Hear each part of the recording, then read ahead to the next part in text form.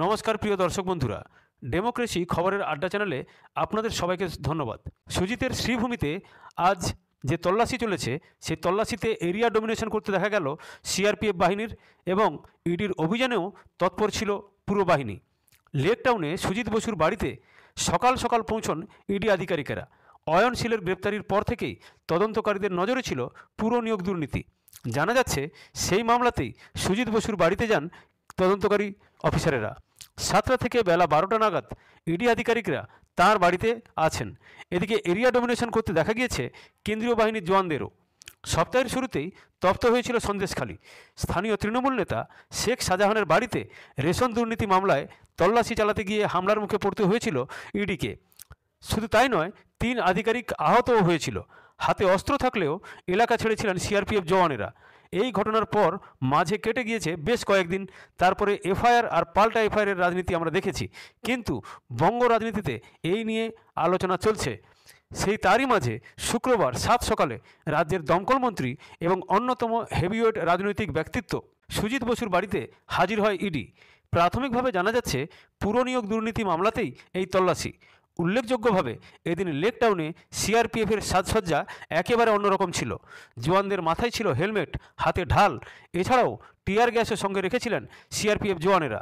Sreebhumi sporting club এলাকা বরাবরই সুজিত বসুর খাস এলাকা হিসেবে পরিচিত। এদিন শ্রীভূমিতে রুট মার্চ করতে দেখা গেল কেন্দ্রীয় বাহিনীর জওয়ানদের। এর আগে বিভিন্ন দুর্নীতির তদন্তের স্বার্থে একাধিক হেভিওয়েট প্রার্থীদের বাড়িতে গিয়েছিলেন ইডি আধিকারিকেরা। সেখানে কোথাও এই ধরনের দৃশ্য আগে দেখা গিয়েছিল বলে মনে করতে পারছে না বিভিন্ন মহল। রাজ্যের এক প্রবীণ রাজনৈতিক বিশেষজ্ঞের কথায়, এরিয়া ডমিনেশন আমরা মূলত ভোটের সময় দেখতে পাই। তখন বিভিন্ন এলাকায় এরকম বিভিন্ন বাহিনী যারা ভোটের আগে পেট্রোলিং করতে থাকেন। এখন ঠিক তা করা হচ্ছে না বললেও যে ছবি সামনে আসছে তাতে এটা স্পষ্ট যে কেন্দ্রীয় বাহিনীর জওয়ানরা অনেক বেশি প্রস্তুত এবং যে কোনো পরিস্থিতি মোকাবিলা করার জন্য তারা আরও বেশি পরিণত। এলাকায় কোনো মানুষজনকে দাঁড়িয়ে থাকতে দেখলেও তাকে গিয়ে প্রশ্ন করছিলেন সিআরপিএফ জওয়ানেরা। কোনোভাবেই যাতে অশান্তির ঘটনা না ঘটে সেই জন্য প্রস্তুতি ছিল তুঙ্গে। 3-4 জনের জমায়েত থাকলেও সরিয়ে দেওয়া হচ্ছিল। কেন্দ্রীয় বাহিনীর জওয়ানও ছিল সুসজ্জিত। এলাকায় উপস্থিত ছিলেন রাজ্য পুলিশের কর্মীরা। কেউ সুজিত বসুর সঙ্গে এদিন দেখা করতে এলে তাদের পরিস্থিতি বুঝিয়ে বলতে দেখা যায় জওয়ানদের। ইডির গোয়েন্দারা কিছু কিছু সময় বাইরে এসেছেন। তারা কিছু নির্দেশ দিয়ে ফের ভেতরে চলে দমদম পুরসভার প্রাক্তন পুরপ্রধান সুবোধ সরকারের বাড়িতেও তল্লাশি চালান ইডি আধিকারিকেরা। তল্লাশি অভিযান চলাকালীন সেখানে আসেন দমদম থানার ভারপ্রাপ্ত আধিকারিক বঙ্কিম বিশ্বাস, কিন্তু তাকে বাড়িতে প্রবেশের অনুমতি দেননি কেন্দ্রীয় বাহিনীর জওয়ানরা।